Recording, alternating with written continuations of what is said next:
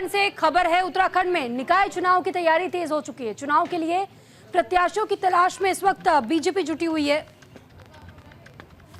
25 और 26 दिसंबर को प्रत्याशियों के पैनल पर मंथन होगा और बीजेपी प्रदेश अध्यक्ष करेंगे 25 से 26 दिसंबर को मंथन। तो फिलहाल सर्वे एजेंसी की प्रत्याशियों की योग्यता पर परखने की जिम्मेदारी सौंपी गई है। बता दें कि बीजेपी में लगातार दावेदारों की संख्या बढ़ रही है और वहीं कांग्रेस के बड़े नेता संज्ञान नहीं ले रहे हैं। ऐसे में कांग्रेस कार्यालय में सन्नाटा पसरा हुआ है। तो फिलहाल ये जानकारी सामने आ रही है कि निकाय चुनाव की तैयारियां जहां एक और उत्तराखंड में तेज हो चुकी है, तो वहीं दूसरी तरफ चुनाव के लिए प्रत्याशियों की तलाश में इस वक्त बीजेपी जुटी हुई है। और बीजेपी में लगातार जिस तरह की खबरें सामने आ रही है, इस बार की चुनौतियां ज्यादा नजर आ रही है बीजेपी के सामने। बीजेपी में लगातार दावेदारों की संख्या बढ़ रही है, लेकिन कांग्रेस के बड़े नेता संज्ञान अभी भी नहीं ले रहे हैं, क्योंकि बीजेपी जहां लगातार अपनी कोशिशें करती हुई दिखाई दे रही है धरातल पर भी, और एक एक करके प्रत्याशियों की तलाश में भी अब जुट चुकी है, तो दूसरी तरफ कांग्रेस में अभी तक भी हलचल नजर नहीं आ रही है।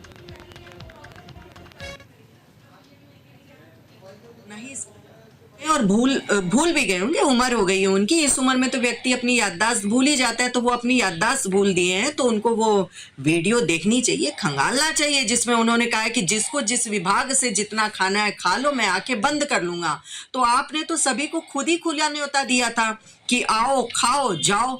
तो उसी प्रक्रिया में, और ये तो बहुत ही अच्छी बात है जो आप एकदम कबूल कर रहे हैं कि वो आपके समय में इतना आपके इतने करीबी रहे, आपने उनको सलाहकार बनाया। तो सलाहकार आपने इसीलिए तो बनाया क्योंकि आपने जो खुला निमंत्रण सबको दिया था कि आओ खाओ जाओ, तो उसमें इस तरीके के सलाहकार की बहुत ज्यादा आपको आवश्यकता थी जो आपको खुला आके पैकेट पकड़ाता हो। भारतीय जनता पार्टी को अपना घर संभालना चाहिए, कांग्रेस की चिंता नहीं करनी चाहिए। और वैसे भी हमारी आदत नहीं है दूसरों के घर में ताका झाके करने की। भारतीय जनता पार्टी में क्या सिर फुटबॉल चल रही है, ये किसी से छुपा हुआ नहीं है। और इस पर ज्यादा जानकारी के साथ अनुज अवस्थी इस वक्त हमारे साथ जुड़ चुके हैं। अनुज, आपसे जानना चाहेंगे कि जिस तरीके से उत्तराखंड में इस वक्त ये बताया जा रहा है कि निकाय चुनाव को लेकर तैयारियां तो शुरू हो चुकी हैं, लेकिन अभी भी खासतौर पर कांग्रेस कार्यालय में सन्नाटा पसरा हुआ दिखाई दे रहा है। कांग्रेस इस बार तैयारी करना ही नहीं चाह रही है क्या? पहले से ही अपनी हार स्वीकार चुकी है? बिल्कुल, अगर उत्तराखंड की बात करें तो नगर निकाय चुनाव को लेकर के लगातार चाहे बीजेपी हो कांग्रेस हो, दोनों पार्टियां जो आजमाइश जरूर कर रही हैं। लेकिन वहीं बीजेपी की अगर बात करें तो 25 और 26 तारीख को जो पर्यवेक्षक हैं और साथ साथ बीजेपी के जो प्रदेश अध्यक्ष हैं वो पैनलिस्ट में नाम देंगे और उसके बाद जो प्रत्याशी उनके टिकट की घोषणा करेंगे।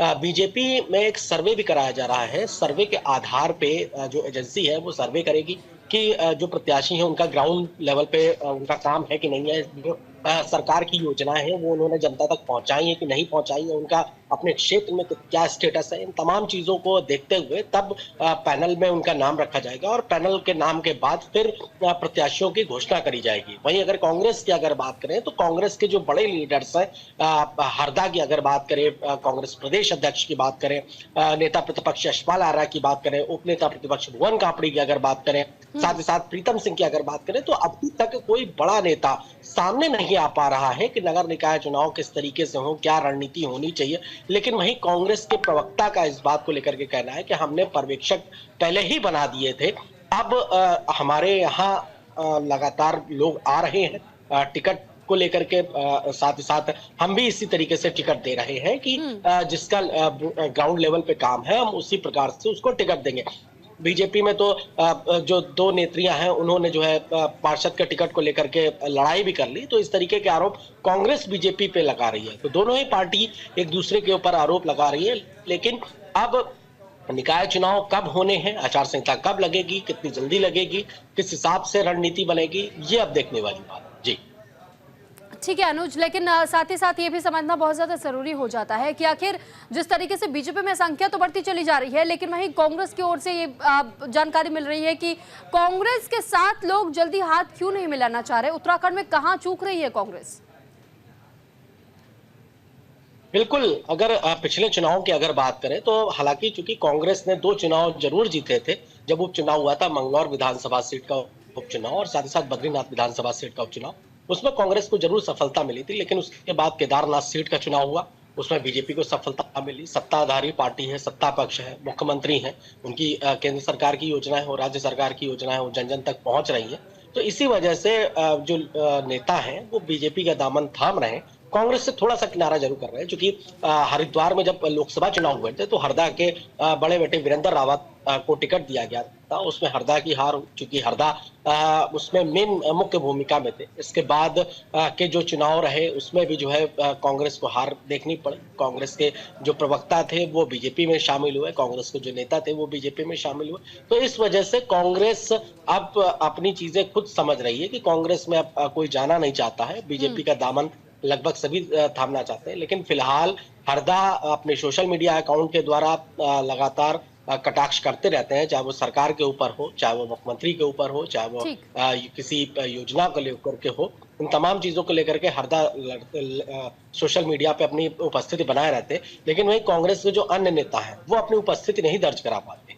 ये बड़ा कारण है कि कांग्रेस थोड़ा सा पीछे जरूर है। जी ठीक है अनुज, बहुत धन्यवाद आपका तमाम जानकारी हम तक पहुंचाने के लिए। तो फिलहाल देखिए, उत्तराखंड में निकाय चुनाव की तैयारियां जिस तरीके से तेज होती जा रही है, ऐसे में 25 और 26 दिसंबर को प्रत्याशियों के पैनल को लेकर भी मंथन किया जाएगा। और इससे पहले ही आपने देखा कि कैसे संख्या बीजेपी के पाले में तो बढ़ती चली जा रही है, लेकिन अभी बताया जा रहा है कि कांग्रेस का कार्यालय इस वक्त भी वहां पर सन्नाटा पसरा हुआ है। और कांग्रेस अभी भी कह रही है कि बीजेपी अपने घर पर ज्यादा ध्यान दे तो बेहतर होगा, हमारी आदत नहीं है दूसरों के घरों में ताका झाकी करने की। तो इस तरीके की बयानबाजी लगातार सामने आ रही है।